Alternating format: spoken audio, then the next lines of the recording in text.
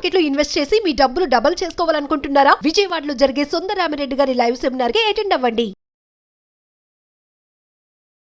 Hello అండి, నమస్తే. నేను మీ హరిత అక్కల, motivational speaker and emotional wellness coach. Suman టీవీకి మీ అందరికీ స్వాగతం. నేను ఇందాక వీడియోలో చెప్పినట్టుగా అండర్స్టాండ్ యువర్ ఎమోషన్స్ అనే వెబినార్కి ఎందుకు అటెండ్ అవ్వాలో ఇప్పుడు చెప్తాను. మీకు నిజంగా అటెండ్ అవ్వాలనిపిస్తేనే అటెండ్ అవ్వండి. ఇది ఎవరి ఫోర్స్ చేయట్లేదు కదా. సో అసలు నేను చేసే వెబినార్లో ఒక్కొక్కటి స్టెప్ బై స్టెప్ ప్రతి ఎమోషన్ గురించి మాట్లాడతానండి. అదేంటి, రోజు మనం ఫీల్ అయ్యే ఫీలింగ్స్కి కూడా మనకు గైడెన్స్ కావాలా? కోపం వస్తే కోపడతాం, హ్యాపీనెస్ వస్తే హ్యాపీనెస్ ఫీల్ అవుతాం, ఎంజాయ్ చేయాలనిపిస్తే తాగుతాం, పడుకుంటాం, ఎంజాయ్ చేస్తాము, అంతే కదా. దీనికి కూడా మనకు సెపరేట్ కోచ్ కావాలా? నాకు మొన్న ఒక క్లయింట్ అన్నారండి, ఏంటంటే కోపం వచ్చింది అనుకో, వెంటనే ఎక్స్ప్రెస్ చేయకపోతే నా లోపల ఉండిపోయి నా హెల్త్ డ్యామేజ్ అవుద్ది, దానికంటే వాళ్ళ మీద నేను ఎక్స్ప్రెస్ చేసడమే బెటర్. కోచ్కే కోచ్ అయిపోతారండి కొద్దిసార్లు. తప్పు పట్టట్లేదు ఇక్కడ. కానీ కొన్ని ఎమోషన్స్ మనం దెన్నెందేర్ ఎక్స్ప్రెస్ చేయకపోతే నిజంగానే మన హెల్త్ డ్యామేజ్ అవుతుంది. But at the same time కొన్ని ఎమోషన్స్ని డిసిప్లిన్డ్గా పెట్టుకొని కంట్రోల్ చేసుకోకపోతే సెల్ఫ్ కంట్రోల్ ద్వారా రిలేషన్షిప్స్ డ్యామేజ్ అవుతాయి. అందులో నంబర్ 1 ఎమోషన్ మీ అందరికీ తెలిసిందే, ఈగో. Yes or no? ఈగోని మనం కరెక్ట్గా అర్థం చేసుకోకపోతే మన చేతులారా మనమే మన జీవితాన్ని నాశనం చేసుకున్న వాళ్ళం అవుతాం. ఆడవాళ్ళలో అయితే ఎక్కువ కోపం అంటారు.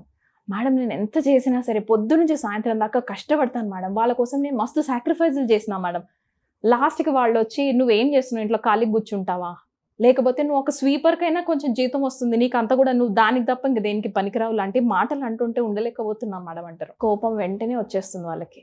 ఎందుకంటే వాళ్ళు ఎంతో సాక్రిఫైస్ చేసి మీకోసం చేస్తున్న ఫీలింగ్లో ఉన్నారు కాబట్టి లోపల మైండ్ కండిషనింగ్లో సాక్రిఫైజ్లోకి వెళ్ళారు.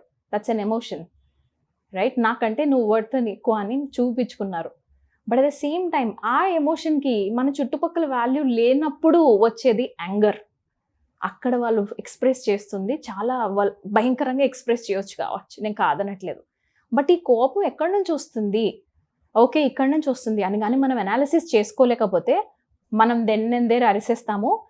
మోస్ట్ ఇంపార్టెంట్లీ ఆడవాళ్ళలో నేను ఇది అడుగుతాను, మీరు నాకు చెప్పండి, మీలో ఎంతమంది సరే నాకు కోపం వచ్చింది వెంటనే అరిసేశారు అయిపోయింది, కానీ అసలు మీకు ఎందుకు కోపం వచ్చింది అన్న రీజన్ దాకా ఎవరు వెళ్ళకుండా ఇక్కడ మీ బిహేవియర్ని జడ్జ్ చేయడం వల్ల ఉల్టా మనమే మన బిహేవియర్ వల్ల సారీ చెప్పిన సంఘటనలు ఎన్ని ఉంటాయి? Yes or no? ఆలోచించండి. కోపాన్ని మనం కంట్రోల్ చేసుకొని దాని డైరెక్షన్ ఇచ్చి లోపలనే డీల్ చేయకపోతే రియల్ లైఫ్లో మనం చాలా లాస్ అవుతాం. సో మనం అండర్స్టాండ్ యువర్ ఎమోషన్స్ వెబినార్లో నేను పెద్ద టీచ్ చేయడానికి నా ఏజ్ ఎక్కువ కాదండి, కానీ నేను ఇక్కడ professionally trained by India's largest, అంటే మా ఇండియాలోనే ఫేమస్ లైఫ్ కోచ్ దగ్గర ట్రైన్ అయ్యి వచ్చాను. సో నా స్కిల్స్ని అండర్ ఎస్టిమేట్ చేయకుండా అక్కడికి రండి. ఈ పబ్లిక్ స్పేస్లో ఇంతకంటే ఎక్కువ మనం మాట్లాడలేం personal things, but there we will share step by step procedure ఉంటుంది. మనకి ఏది కావాలన్నా అచీవ్ చేయాలి అని అన్నా ఒక మెథడ్ ఉంటుందండి. Yes, how many of you remember flow charts in mathematics? మనకు ఒక స్టెప్ బై స్టెప్ ఫార్ములాస్ ద్వారా ప్రాబ్లమ్ సాల్వ్ చేసుకోమనే కదా మనం మ్యాథ్స్లో నేర్చుకుంది. మరి రియల్ లైఫ్ ప్రాబ్లమ్స్లో మనం ఇంటర్నల్గా డీల్ చేస్తున్న ఎమోషన్స్ని మనం నేర్చుకోకపోతే స్కిల్ బయటకు ఏదొస్తే అది వచ్చే అనేస్తున్నాం అని అంటే మన లైఫ్ పాడవకుండా ఇంకేమవుతుంది? సరే, అసలు ఎందుకు అండర్స్టాండ్ యువర్ ఎమోషన్స్ వెబినార్కి నేను రావాలి అన్నది నేను మీకు చెప్తాను, తర్వాత మీరు డిసైడ్ చేసుకోండి. ఓకే, నేను 2 years బ్యాక్ పోతే పోయింది 100 రూపాయలే కదా అని ఒక వెబినార్కి అటెండ్ అయ్యాను. అది అటెండ్ అయినప్పుడు మా మేడం 3 కాన్సెప్ట్స్ నేర్పించారు. Number 1 concept fighting with resistance, number 2 handling guilty ఎమోషన్ని ఎలా హ్యాండిల్ చేయాలి, అండ్ నంబర్ 3 నో చెప్పగలగటం. ఈ సింపుల్ 3 అండి నేను నేర్చుకుంది ఆ వెబినార్లో నుంచి. సరే, నాకు అనిపించింది నిజంగానే ఈవిడ గాడ్ పంపించిన ఏంజల్ అయితే, because I'm a science student, ముందు నాకు ప్రూఫ్ కావాలి. ఏంటి అంటే ఇక్కడ నాకు బాగా జరిగితేనే వెబినార్ నుంచి నేను నెక్స్ట్ లెవెల్కి వెళ్ళాలి అని. సో నంబర్ 1 ఈజ్ రెసిస్టెన్స్తో ఫైట్ చేయాలి అని అంటే మా మేడం నేర్పించింది 5, 4, 3, 2 and 1 క్లోజ్ చేసి జంప్ ఇంటూ యాక్షన్ అంది. అండ్ అలా మీ రెసిస్టెన్స్ మిమ్మల్ని కంట్రోల్ చేయడానికి ట్రై చేస్తుంది. సో మీరు వినకండి, మీరు jump into action and keep doing, చేస్తూనే వెళ్ళిపోండి. ఏదన్నా కానీ మీకు థాట్ వచ్చింది, మంచి థాట్ అని మీకు కూడా అనిపించింది, సో ఆపొద్దు, వెళ్ళిపోండి ముందుకెళ్ళి. అది నాకు ఎక్స్పెరిమెంట్ చేయాలనిపించింది. సరే, ఫస్ట్ రెసిస్టెన్స్ పట్టుకున్నాం కదా, నేను ఎక్కడ ఎక్స్పెరిమెంట్ చేయాలి? అది చాలా చలికాలం అండి, డిసెంబర్, జనవరి 2022 and 23. ఆ చలికాలంలో నేనేం చేశానంటే అసలు నిజంగా రెసిస్టెన్సా లేకపోతే నిజంగానే అది ఉందా లేదా కాన్సెప్ట్ చెక్ చేయాలనిపించినప్పుడు చన్నీళ్ళతో స్నానం స్టార్ట్ చేశాను. యాక్చువల్గా నా లైఫ్లో ఫస్ట్ టైం నేను అసలు చన్నీళ్ళతో స్నానం చేయను భూమి బద్దలినా కూడా. ఎందుకనంటే నా కండిషనింగ్లో ఏముంది, చన్నీళ్ళతో స్నానం చేస్తే జ్వరం వస్తుంది, జ్వరం వస్తే 2-3 డేస్ రెగ్యులర్ లైఫ్లో నేను ఉండలేను, నా మీద డిపెండెంట్స్ అయిన పిల్లలకి మా ఆయనకి నేను వండి పెట్టలేను, ఇలా ఉండేది నా కండిషనింగ్. సో రెసిస్టెన్స్తో ఫైట్ చేయమంది కదా, ఇది జస్ట్ రెసిస్టెన్స్ ఏమో చెక్ చేద్దామని 5, 4, 3, 2, 1 అనుకున్నాను, చన్నీళ్ళు వేసుకున్నాను. ట్రస్ట్ మీ గైస్, 1 డే కొంచెం ఫీవరిష్గా ఉండింది, సెకండ్ డే కొంచెం ఉండింది ఫీవరిష్గా, but it wasn't a high fever. Third డేకి బాడీ ఓకే అయిపోయింది and I started enjoying that chilled water baths. అప్పుడు నాకు అర్థమైంది it's just a mind conditioning. Resistance ఏం చెప్తుంది, చేయకు చేయకు చేయకు, నీకు జ్వరం వస్తుంది జాగ్రత్త, వెళ్ళకు వెళ్ళకు వెళ్ళకు, నువ్వు జాబ్ చేస్తే నీకు ఇది వస్తుంది జాగ్రత్త, నో నో నో నో, ఎక్కువ ఇన్కమ్ ఆన్ చేయకు, నీ హస్బెండ్ కంటే నువ్వు ఎక్కువ ఇన్కమ్ ఆన్ చేసావు అనుకో నీ హస్బెండ్ నిన్ను వదిలేస్తాడు. Some or the other information నుంచి మనం జనరల్గా డైలీ డెసిషన్స్ తీసుకుంటాం. అది నాకు బాగా అనిపించింది, రెసిస్టెన్స్తో ఫైట్ చేయడం విత్ 5, 4, 3, 2, 1 ఫార్ములా.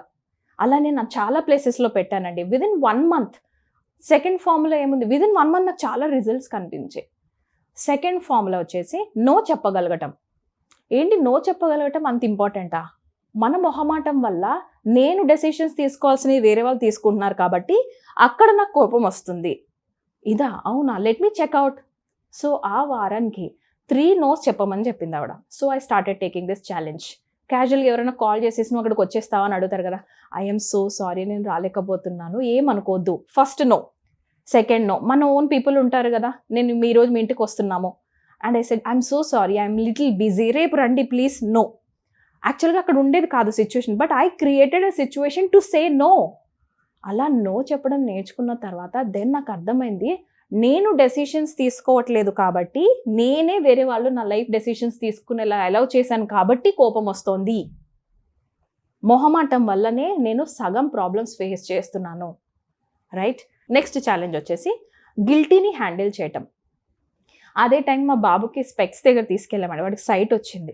సో సైట్ వచ్చినందుకు చాలా కష్టపడి, చిన్న ఏజ్ కాబట్టి వాడికి డ్రాప్స్ వేసి 3.5 hours పట్టింది వాడికి ఐ చెకప్ చేసి వాడికి స్పెక్స్ పెట్టడానికి కూడా. He was then 5.5 years old. అలాంటిది ఒక అమ్మ వాడు ఏడుస్తున్నప్పుడు ఎంత బాధపడి ఉంటాను. సో సరే అయిపోయింది, 1 weekలో వాడికి స్పెక్స్ వచ్చాయి. మేము ర్యాండమ్గా అలా అపార్ట్మెంట్లోంచి లోపలికి వస్తున్నప్పుడు సడన్గా మా ఒక నైబర్ల ఒక చుట్టుపక్కల వాళ్ళు అన్నారు, జాగ్రత్త జాగ్రత్త, బాబుకి వచ్చేసింది, పాప కూడా పక్కా వస్తుంది, ఎందుకంటే నీకుంది, మీ హస్బెండ్కి ఉంది, మీ బాబుకి ఉంది అని. అప్పుడు లోపల నుంచి గిల్టీ వచ్చింది అండి, బికాస్ నా వల్లనే నా బాబుకి వచ్చింది, నా వల్లనే నా పాపకు కూడా వస్తుంది అన్న ఫీలింగ్. గిల్టీని నాకు ఎలా హ్యాండిల్ చేయాలో తెలియలేదు. ఎప్పుడైతే మేడం కాన్సెప్ట్ విన్నానో, హలో గిల్ట్ ఆంటీ, ఇది నీ గిల్ట్ ఆంటీ, నాది కాదు, so this belongs to you, ఈ గిల్ట్ నీది, నాది కాదు. హౌ ష్యూర్ ఆర్ యూ, మీరు ఎంత ష్యూర్ నిజంగానే గిల్టీ వస్తుంది అని మీకు ఎవరు చెప్పారు? లాంటిది నేను అలా మాట్లాడటం internal conversation, it's not outside conversation. లోపల ఫన్నీ స్టోరీస్ వేయడం మొదలు పెట్టేసరికి గిల్టీని విదిన్ 1 month పిచ్చ కామెడీ స్టోరీస్ అయిపోయాయి తల లోపల ఇంటర్నల్గా. Then I started having fun. నా లైఫ్లో ఎప్పుడు నవ్వనటువంటిగా ఆ 1 month చాలా నవ్వాను నేను. Then I understood it is just mind set issue. It's all in the mind set only. Internal ప్రోగ్రామింగ్తోనే నా ప్రాబ్లం, బయట కాదు. ఎక్స్టర్నల్ ఫ్యాక్టర్స్ నేను చేంజ్ చేయలేను, నాలో ఉన్న పవర్ అంతా లోపల మార్చుకోవటం మాత్రమే అని తెలిసినప్పుడు నెక్స్ట్ లెవెల్కి అసలు 5,000 కట్టడానికి వెనక్కి తిరిగి చూడలేదండి. వెబినార్ తర్వాత ఆ 5,000 కట్టినప్పుడు నా దగ్గర 8,000 రూపీస్ ఉన్నాయి. అప్పుడు చాలా భయం వేసింది, మళ్ళీ నేను ఆ 5,000 సంపాదించాలి అని అంటే నాకు 500 లేకపోతే సేవింగ్స్ చేస్తే మేబీ 6-7 monthsకి నేను అది మళ్ళీ తీసుకురాగలను. అప్పుడు నాలో బాడీలో మళ్ళీ రెసిస్టెన్స్ స్టార్ట్ అయింది. అవసరమా హరిత నీకు, అదే 5,000 పెడితే ఏదో ఒకటి ఇక్కడ యూజ్ చేయొచ్చు కదా అని. నేను మీకు ఒకటి చూపిస్తానండి. అలా 5,000 రూపీస్తో స్టార్ట్ చేసిన నా జర్నీ 5,000 రిటర్న్ వస్తాయా? నేను పెడుతున్న నెక్స్ట్ లెవెల్ ఆఫ్ కోర్స్కి 2 lakhs పెట్టానండి. 2 lakhs పెడుతున్నాను. అసలు ఈ 2 lakhs ఎక్కడి నుంచి రిటర్న్ వస్తాయి? తర్వాత నెక్స్ట్ లెవెల్ వెళ్తానే ఉన్నాను. బికాజ్ ఐ నో నా వర్త్ ఏంటి అని నాకు తెలుస్తుంది. అప్పుడు చాలా భయపడేదానండి. 3 lakhs చెక్ సైన్ చేస్తున్నప్పుడు లిటరల్గా పోస్ట్ ఆఫీస్లో కూర్చొని ఏడ్చాను. చెక్ సైన్ చేసేటప్పుడు ఇలా హ్యాండ్ షేక్ అయిపోయింది బికాస్ ఆఫ్ ద షివరింగ్. ఎందుకంటే భయపడ్డాను, తిరిగి 3 lakhs ఎలా వస్తాయి నా దగ్గరికి అని. ఇంత ధైర్యంగా నేను మీకు ఇంత పబ్లిక్ స్పేస్లో చూపిస్తున్నాను. Today you can see my balance. ఇంతలా ఎందుకు చూపిస్తున్నానంటే it's not about money, it's about the self worth. Check sign చేస్తున్నప్పుడు నేను నా లైఫ్లో ఏమనుకున్నాను అంటే, ఇక్కడ నేను బాగుపడితే ఈ మనీ రిటర్న్ రావాలి, కొంచెం టైం పట్టినా పర్లేదు, కానీ ఒక అమ్మాయి లైఫ్ బాగవుతూ ఆ మనీ నాకు రిటర్న్ రావాలి. ఆ థాట్ చాలా స్ట్రాంగ్గా అనుకున్నానండి. ఒక ఆడపిల్ల లైఫ్ బాగు చేసినందుకు రిటర్న్ రా. మనీతోని నాకున్న రిలేషన్షిప్ని చాలా వర్క్ చేశాను, అది కూడా మా మేడమే నేర్పించారు. So we have to let the money flow. అలా మనీ ఫ్లో అయినప్పుడు చెక్ సైన్ చేసిందే ఈరోజు మీరు చూస్తున్నది రిటర్న్. మళ్ళీ ఒక ఆడపిల్ల లైఫ్ బాగు చేస్తూనే రిటర్న్ వచ్చింది. సో ఇక్కడ నేను ఏం చెప్పాలనుకుంటున్నానంటే, వీ ఆర్ వెరీ వర్త్ఫుల్.